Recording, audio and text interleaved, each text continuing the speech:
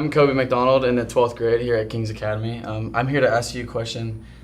How is it that God can send people to hell that have never even heard about him, like the unreached people groups that missionaries can't get to? How can he do that? Okay, so a couple things about it.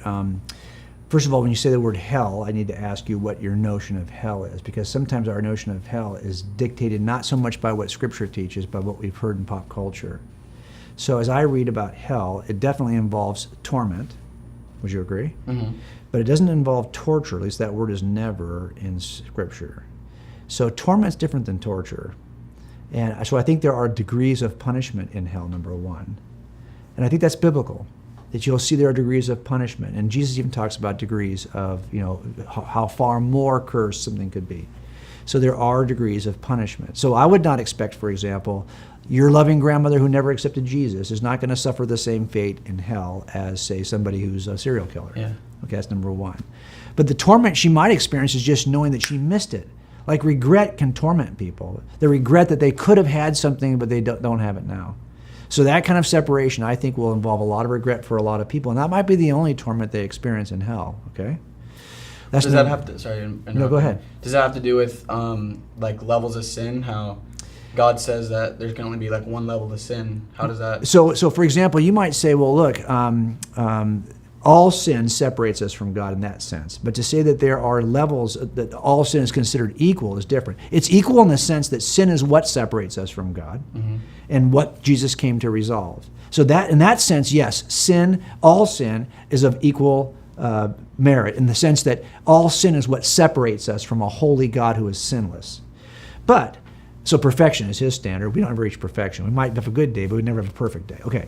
But within that range of what separates us from God, there are much more difficult sins, much more egregious sins than others.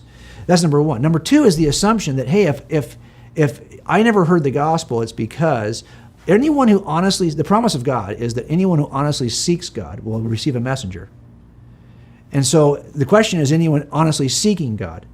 The idea is, if I'm out someplace and I'm honestly seeking God, he's going to send a messenger. Because people have a sense they have no excuse. The environment around us tells us that there is a God. Romans 1 says basically, no one's to be excused because all creatures can see from creation that there is a creator. So people will seek God having no idea who that God is. And if that's the case, God will send them a messenger. So you might say, well, yeah, but maybe this person's never seeking God. And God would know that, right? Who is seeking him.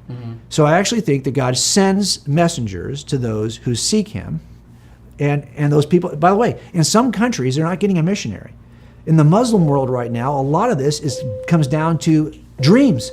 That Muslims are being visited in their dreams. They don't need a messenger. You would not believe how many stories. Read the story of Nabil Qureshi. He had both a messenger and dreams that drew him to Christ. So you don't have to have necessarily a missionary to share the gospel. You may, in fact, just be visited by Jesus in your dreams. In certain countries, that's being reported repeatedly. So I think there's a couple things to ask there, right? So I don't have a sense that God would reject people. First of all, there are no good people. So everyone, by their base standard, cannot be united to a holy, perfect God.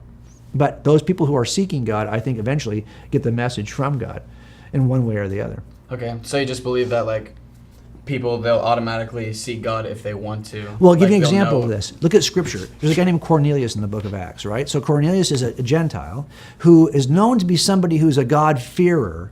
In other words, he's interested in Yahweh. The Jews all know this. He has this interest in God.